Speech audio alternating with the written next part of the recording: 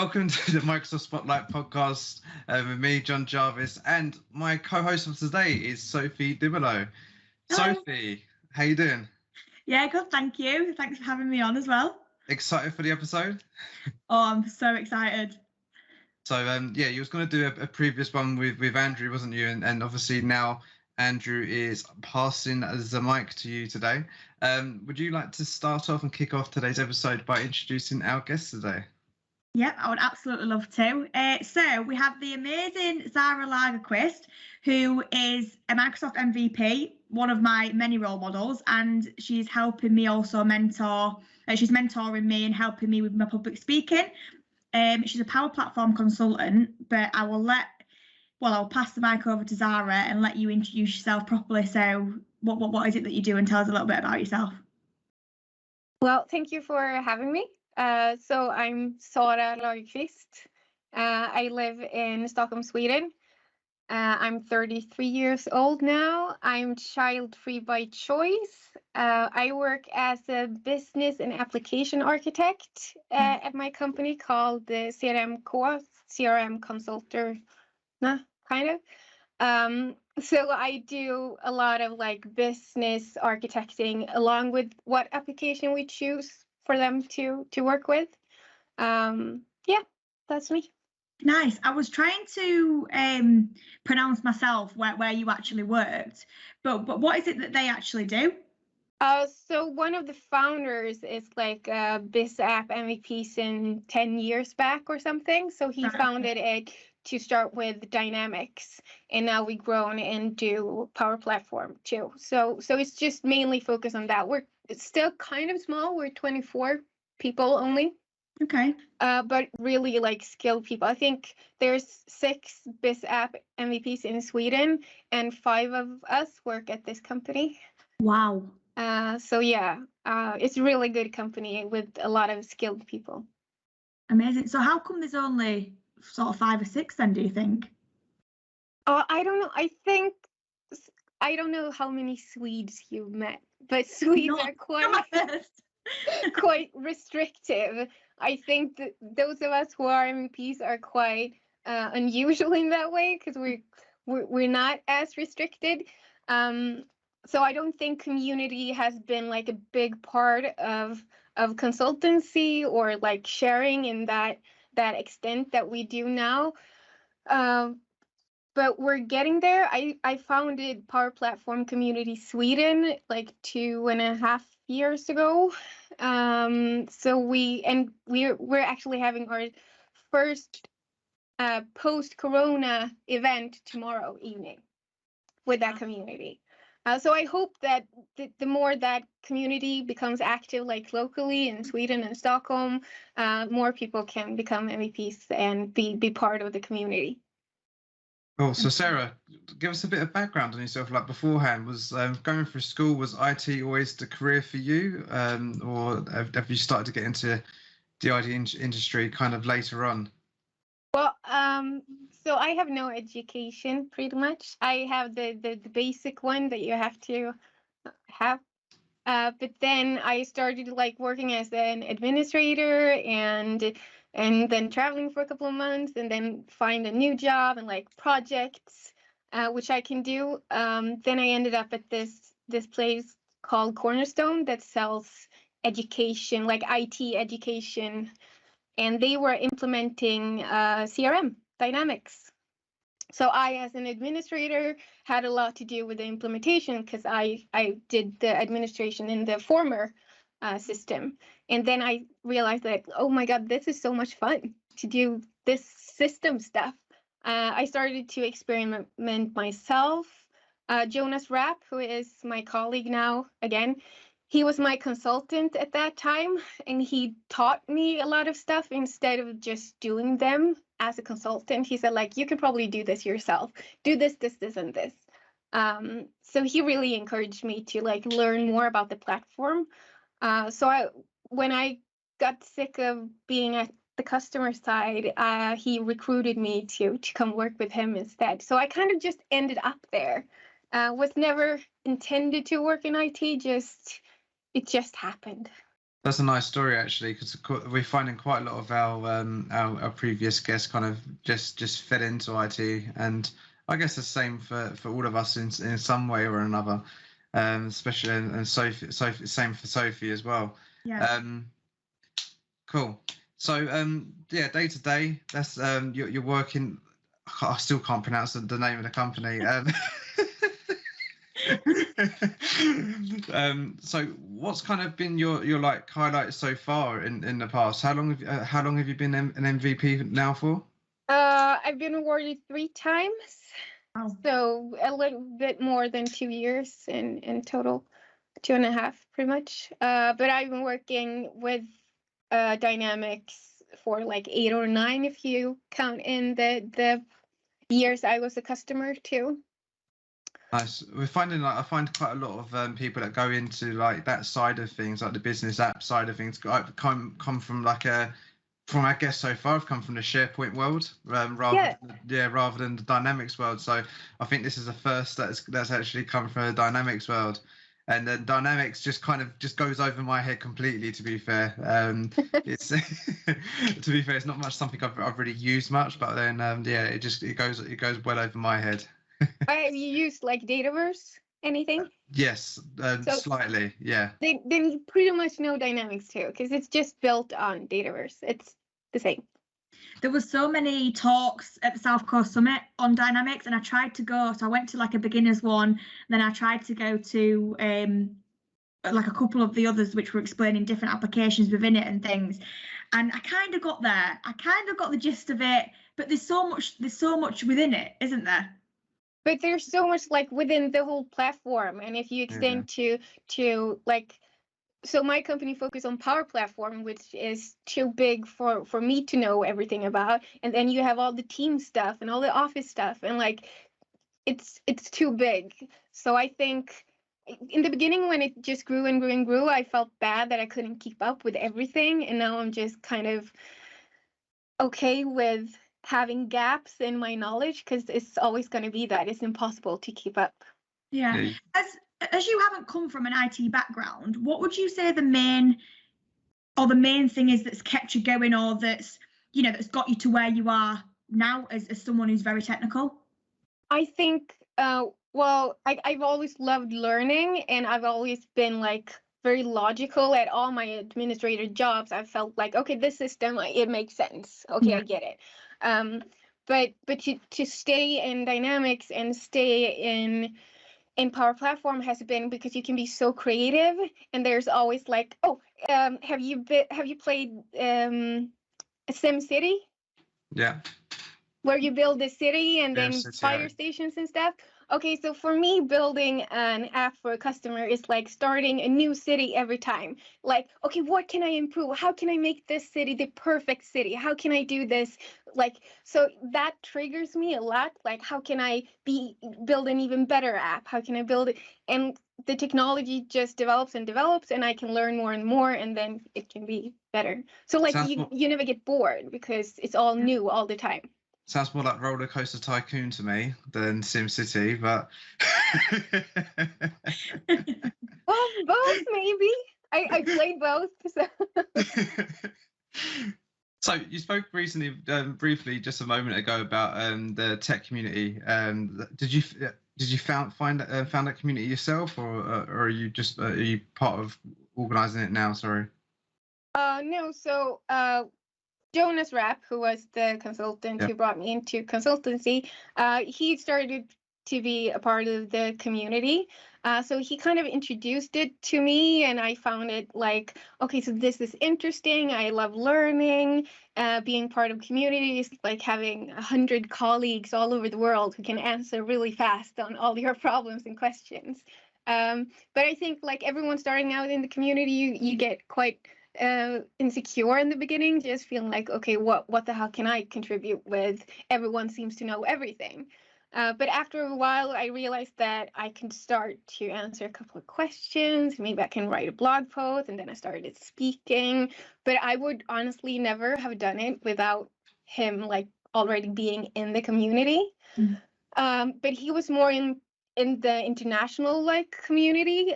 So a couple of months before I became MVP, I started like a local Swedish community.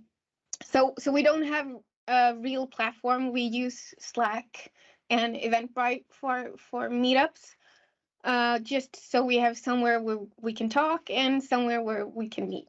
Are you allowed to use Slack as a Microsoft MVP? Don't tell anyone. Yeah, I do think that was so. You said the kind of like some of the benefits of working within the community and what you get back from it, but kind of what kind of made you then go, yeah, this is for me. I want to start putting in more hours and more time into the community and eventually becoming an MVP. What was it that kind of stopped, like made you go, yeah, this is for me. I love doing this. I think it was getting like constant. How do you say it? Like people encourage me constantly in the community. Like when I started answering a couple of questions in forums or in like another Slack group that I was part of, people like, oh, okay, that's such a smart solution. Maybe you should write a post about that. Maybe you should do this. Maybe you should talk about that. And I was like, oh, no. And then like hearing that enough times get you to start thinking, and then you eventually do it. And when I started to do it, I realized that this gives back so much. I think it's so much fun actually doing the writing. I can almost giggle when I do it because I enjoy it, and speaking too. So I'm glad I got all of that encouragement, because if not, I'd be missing out on so much fun that I have now. I think you kind of answered my next question within that question, to be fair. And it was kind of like you mentioned everyone knows everything. And did you kind of have a bit of imposter syndrome there, kind of thinking, and you, as I said, you probably just answered it. How did you get over that? And it was just kind of just doing it, was it? No, I think in the beginning it was just like, okay, so I don't even dare to ask this question in like a channel. I ask a person because I don't want to feel stupid if someone says like, oh, don't you know that? No one would ever say that. But if you're not part of the community like really yet, you feel that maybe that will be back into your face. So then I started to like, okay, maybe I can dare to ask a question in the forum instead of personal questions. And then it was just a lot of pushing and actually talking about my fears that like, no, I don't know anything. I don't know this. And hearing people say that, well, that's just stupid. Don't say that. How did you how did you first start out public speaking, and how have you found that journey? Well, it was Jonas who pushed me there too. And it was something that was challenging to me, because I felt like, okay, this is not something I'm good at. I know the tech, but I'm not good at how to actually do a presentation. So I think my first one was probably pretty crap. But that's how it was.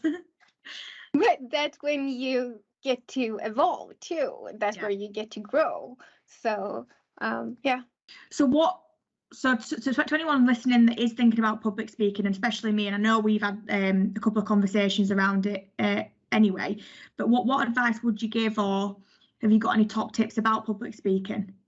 I'd say like be passionate about what you're talking about, because then you can pretty much like overcome the rest. Have a good fallback line for when you get a question that you don't know the answer to or you don't want to answer. Like have a fallback that is, oh, let me check that out and I'll get back to you. Leave your information with me after the session. Whatever. Just something that will make yourself comfortable to move on when there's something you don't know. Or the rest ones I'll tell you in person. Yeah. No, good. Don't give everything away. No, I need the mentoring to myself, so that's fine. So obviously, none of our guests at the moment have been from Sweden. You're obviously living in Stockholm in Sweden. How do you find working out there as a woman in tech? Obviously, you've the market itself is male dominated, as we all know. But how is it in Sweden for women in tech? So I'd say Sweden is quite an equal country. We're obviously not equal because no country is, but we come quite far. And I discussed this with a good friend of mine just quite recently, the other week, about how she felt, because she actually chose to get an education within IT. And we talked about women in tech and how we looked at it. And we were both like, have we ever thought that this was not for us? No, that thought haven't even crossed our mind. We haven't run into any real issues with it being man dominated too. Of course, like a couple of situations where I think a customer meeting where we all introduce ourselves and I say that I'm the architect, and even though they're supposed to ask the question towards me, they look at the middle-aged man, which is my colleague, who just points right back at me. Like, stuff like that happens, absolutely. Not very often, but it has happened. But in general, I think I'm very privileged. So my view on women in tech is that I kind of want to know more, because what I feel what I've been part of so far, or like I've been to women in tech luncheons and stuff when going to like European Summit or North America Summit or stuff, conferences like that, and I've kind of felt out of place because those luncheons take all the women and put them in an isolated room where they have lunch away from everyone else, like mingling and creating connections. And then we're talking about things like they don't have it equal in their home. They do most of the cleaning. And since I'm not there, I can't relate on those things. I'm like, I need to know more about why do women like go to these forums? Like what do they need? Are they not comfortable in like other surroundings, and how can I help that? That was a really long answer too. That was a great answer, to be fair. Because everyone has different experiences at the end of the day. Some people obviously everyone comes from different backgrounds and a different environment. So everyone has a different story to tell, and that's why we kind of put the spotlight on our guests to see. I've done it, Andrew. Andrew's in the background. I've done the pun. that's why we ask these stories, and that's why we kind of have the stories, especially from people from around the globe. Everyone has a different story. Sophie, have you got any kind of thoughts on that answer at all?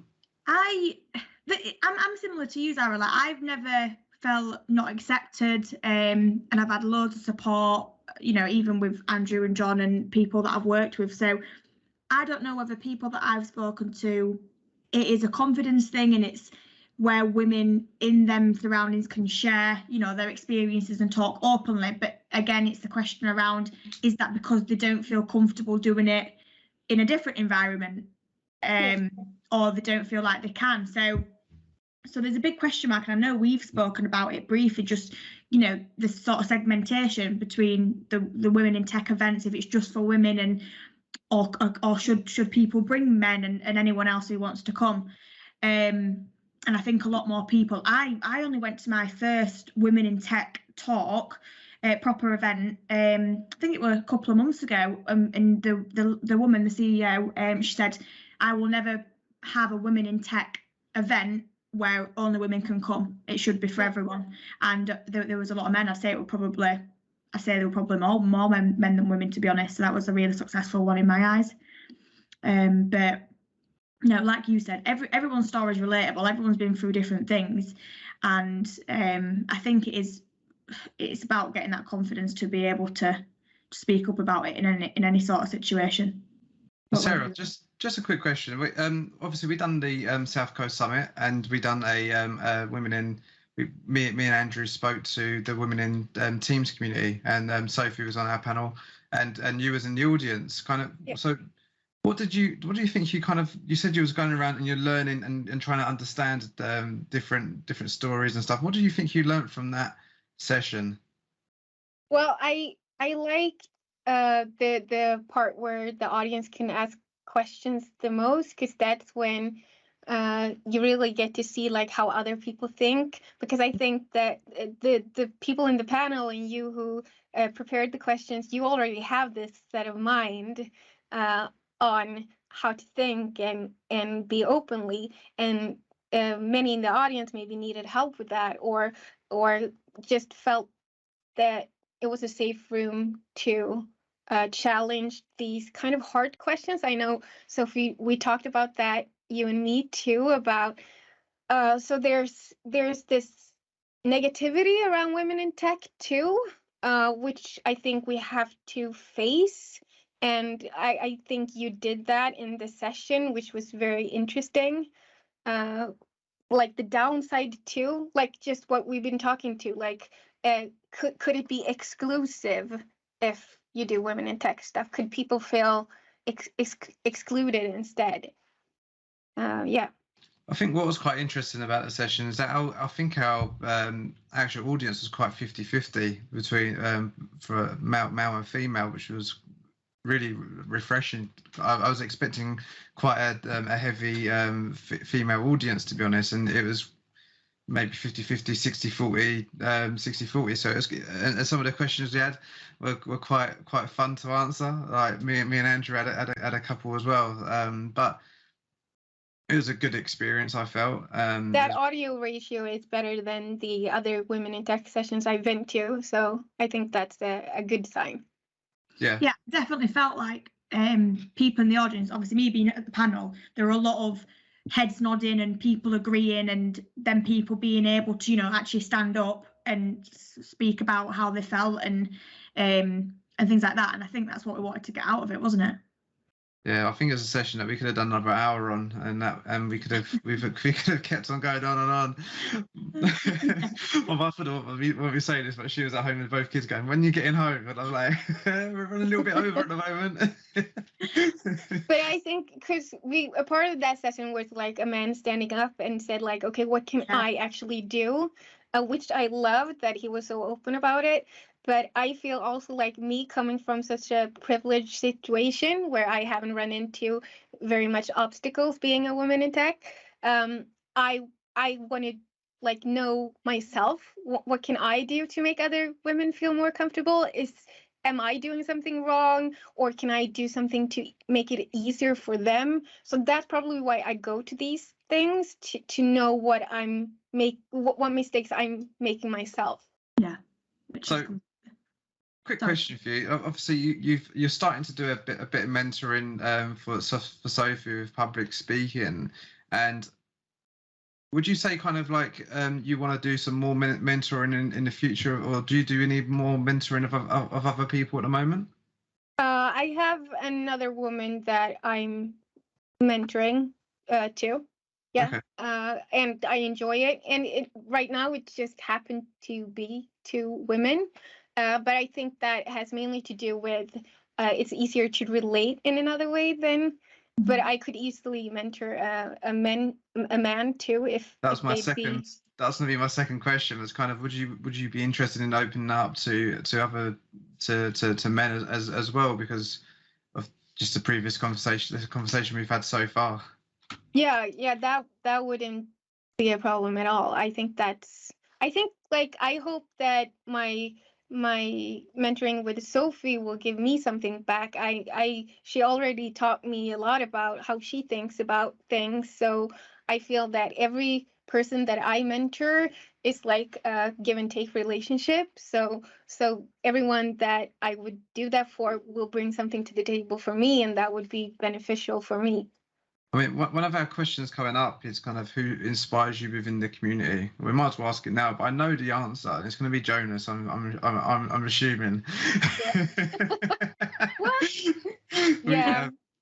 So kind of what has he done as to inspire you, except for recruiting you for a job, teaching you stuff? What else is it about him and maybe other people that inspire you? Who else inspires you in the community? Well, so what he has in common with other people that I admire a lot is that he went out into the community all on their own. There's the girl I'm mentoring, Vivian Voss. She also just like she found the community, just went out there and like, okay, I'm gonna be part of this, and just headed in, and without knowing anyone, just started to participate, commenting, submitting to speak, and just that to me is super impressive because I had this comfort net in Jonas that whenever I didn't understand anything or like had a question, I could just go to him, and they had nothing. They just like poof out. And Jonas did that because he didn't know people before and she did that. So a lot of people that I admire has done that journey. I'd like to say like kind of Sophie kind of done it as well, like straight on the LinkedIn with her posts and stuff before kind of before Andrew kind of saw her on LinkedIn and brought her onto the podcast. So yeah, it's I'll say kind of Sophie's done that as well, and now obviously she's now started to create connections with the community and blossoming from there. Well, I don't know if I'd say blossoming, but yeah, it more just winging it at a minute. But yeah, do you know what I've been getting as well? A couple of people have said, are you ever worried about anything that people might say negatively? And it's sort of going back to what you were saying, Zara, that whilst I've been in the tech community, I've never felt any negativity at all. And it's all people just want you to succeed. But I never even think about that. I never even thought about people being negative, to be honest. I just thought, they'll like my content or they won't. And I'm never going to learn. I take feedback as, always critical feedback, whether it's good or bad. But yeah, sort of, obviously anyone listening, don't think about the negativity side of things, because I don't see any of that at all. From what I've seen, the only negativity that a lot of people seem to get are either from old men who are stuck in their ways, or on Reddit. so if you don't go on Reddit and you avoid the old dinosaurs, you should be okay. I don't even know what Reddit is. Oh, don't look at it. just avoid that. Reddit is the dungeon of trolls. Yeah. Well, I've come across negativity, especially on Twitter, but like not in a very affecting way. Maybe that's how do you say it? Like I don't really care. It doesn't touch me as much, especially now. So I had I'm going through a treatment for breast cancer, and before the cancer, everything, I was a different person. Everything like bothered me more, and now I just couldn't be bothered by like any of that anymore. So I think it's easier now. So Sarah, you just mentioned that you're on therapy at the moment for breast cancer. So firstly, good luck. I hope everything is going well with that. So how is that affecting your day-to-day jobs and work within the community at the moment? So I've been on sick leave for like 10 months in total when I did like chemo and the hair fell off and all of that part. But I think you count from the surgery when they actually take out the cancer, you count as cancer-free. So I became cancer-free in April. And now the treatment I have left is more like to prevent it from coming back. And it has very little side effects, especially compared to chemo, which was kind of rough side effect wise. So I'm cancer free, but for 10 months I was completely shut down from work and community at a whole. I did nothing. I did not really expect to get renewed when it came to my MVP award, and was kind of almost the opposite, like looking forward to contributing and maybe getting it again. But I got extended anyway this July. And now even more than before, it was important before that it was all fun, but now it's even more important that everything I do community-wise, it's on my own time and it has to be fun. I don't work full-time yet. I work 6 hours a day. I don't plan to go back to full-time. I plan to stay at 6 hours a day for the rest, which actually leaves more time for community work if I would like that. But also more time to do other things that I enjoy, like handcrafts and potteries and growing my own vegetables and whatever I find interesting. Yeah, that's so inspiring. And by the way, your hair looks amazing. Thank you. I love the short hair. I mean, I never saw it before, but it looks so good. If I could pull off short hair, I honestly would. I had long dark hair, like to Really? my waist. Yeah. No, it looks at the South Coast Summit. I was literally, when I saw you, I was like, I absolutely love her hair, and I didn't even know. So, yeah, Thank you so much. So that's really inspiring. To be fair, and to be honest, I'm really inspired by that story, Yeah. and you know, it's amazing now you're cancer free as of April, and you know you're still driving on and doing the tech community stuff. So hats off to you. Well done and congratulations for getting to where you are now with such a big thing behind you. So yeah, well done. Thank you. Thank you. So looking now, like what you've done so far, and how you, what's kind of, you said about going down to 6 hours. What's kind of like next for you? What's the next short term goal for you? So, like, I'm pretty much set in my career where I want to be. I think like my long-term goal would be to go down to 5 hours a day, so I get even more free time but still have like enough time to actually do something that makes sense. When I started out, like from being sick, you start working like 2 hours a day and then you go up to 4 hours a day, and now I'm at 6. When I work 2 hours a day, I can say not much was being done, because you don't have 2 hours is nothing. 4 hours was a bit stressful in the way that I was only available like half the day, and people wanted meetings in the afternoons, and so I think like the perfect amount would be 5 hours.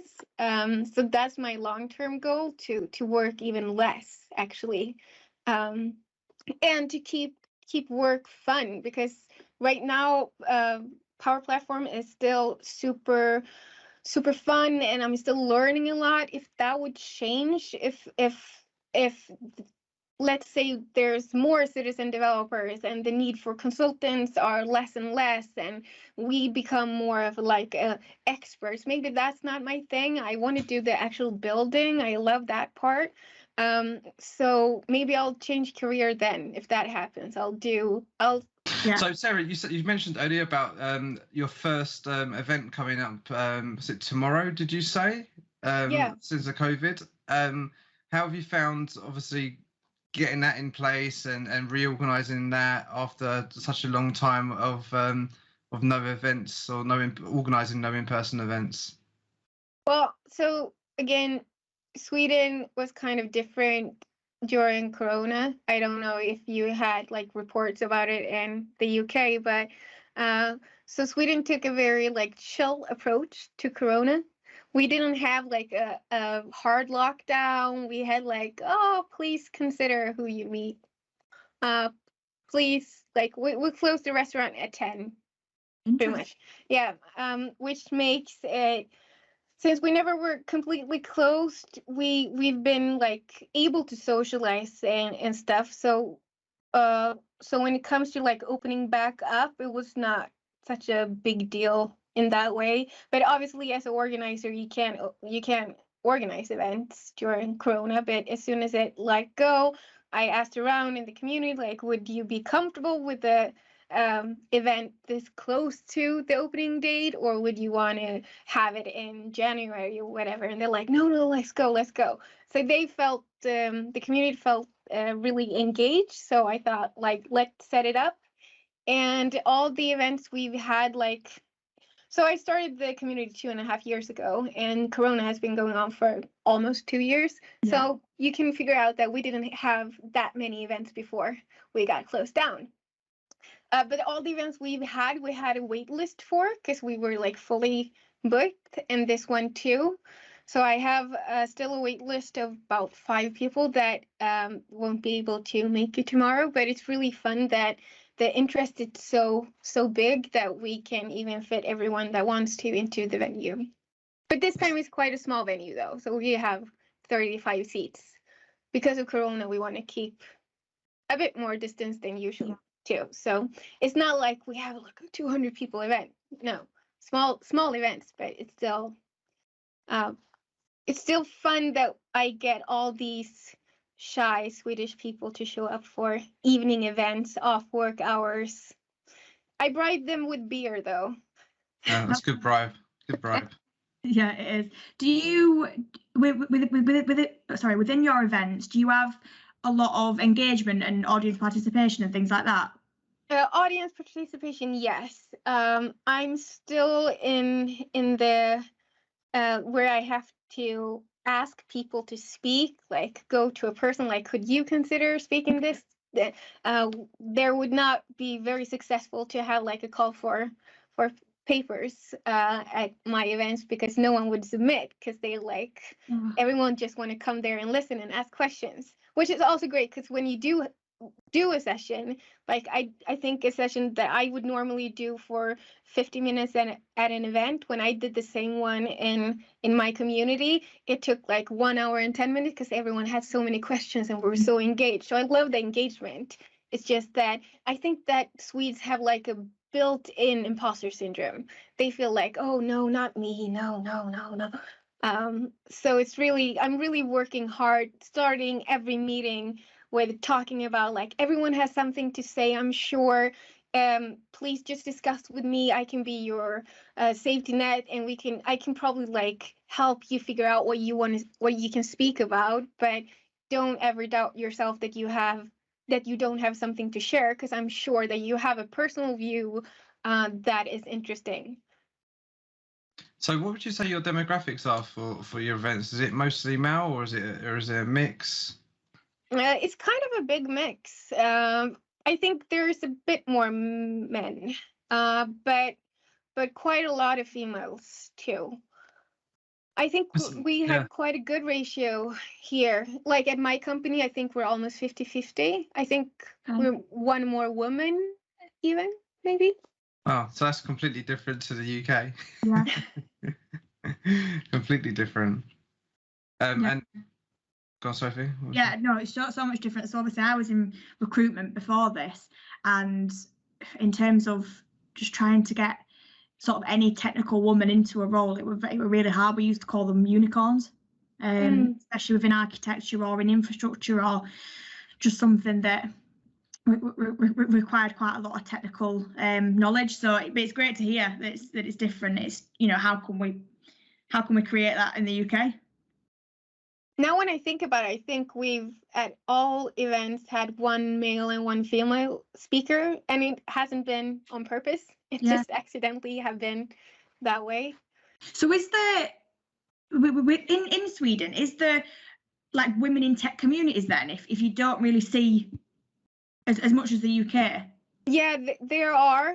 I've only been to like a breakfast or something, but again, I didn't feel like it was my surrounding that I was comfortable in.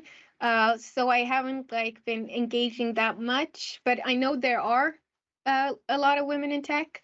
But also, like, I think since we are so privileged, we also been able to say things like, okay, let's not talk about my sex, because every time someone asks that questions, I tend to get a bit defensive. Almost, I think when I became the first female BizApp MVP in Sweden, they're like, how does it feel to be the first female BizApp? And I'm like, I don't know, I don't care. What does it have to do with my sex? Are you implying that it has something to do with my sex? Or like, why do we talk about my sex at all? And I realized that those are my thoughts because I am so privileged, and I need help to rethink on. I realized that someone else has been like opening the road for me to be able to feel like this. Yeah. Sometimes it's just nice to be the first thing of a certain person type to to do something, I guess. Yeah, if is that how you see it? But like, since it's kind of a sensitive subject, it's so easy to feel that it's implied that it's somehow quotation, or like, you're only here because you're a woman, or you're only speaking because they needed more women to speak at these events. And like, okay, so over the 10 women that are able to speak, I got a seat. Yeah, but there are hundreds of men that wanted to speak. Okay, so I'm not qualified really if I would compare to the men. I think it's a difficult discussion, and I think we need to like keep having it. On the other side of the coin, I'd just like to say that as the first first female business app MVP in Sweden, that gives you now, people now look at you as a figurehead, as a role model. Because you are a face that hasn't been there before, and it gives you the opportunity, and what you are doing to be a role model for people just like you. I just think it would have been different if there was like 20 male BizApp MVPs and I would be the first female. That would be one thing. But now there was 2 BizApp MVPs and they were men. Yeah. So being the first female is just like, I'm just the third one. It doesn't matter that I'm a female. Yeah, sure. Okay, I understand. Yeah. But, and I guess the third business app MVP in Sweden's still pretty good anyway, isn't it? I'll take that. Yes. Yeah. Anyway, Sarah, it's been absolutely a pleasure to have you on the podcast today, and same with you, Sophie, as well as today's co-host. So yeah, thank you both for today, and I'd like to quickly thank our sponsors, BitTitan, because I didn't thank them earlier. So please go to bittitan.com to see how BitTitan can migrate your data to the cloud. Thank you both for coming. Cheers. Thank you. Thank you. Bye. Thank you for listening to the Microsoft Spotlight podcast. Please make sure you hit that like, share and subscribe button to help us promote our message. You can also follow us on Twitter at MSFT Spotlight, and we're also on LinkedIn, the Microsoft Spotlight podcast. And finally, we'd like to tell you a little bit about BitTitan and thank them for sponsoring this podcast. Remote migrations start here. Let Migration Wiz do the work for you. It's fast, secure, and 100% SaaS, which means you can migrate at any time and from anywhere. Migrate mailboxes, documents, public folders, personal archives, or even Microsoft Teams with just a few clicks. No special training needed and no customer downtime. When the work matters, choose Migration Wiz.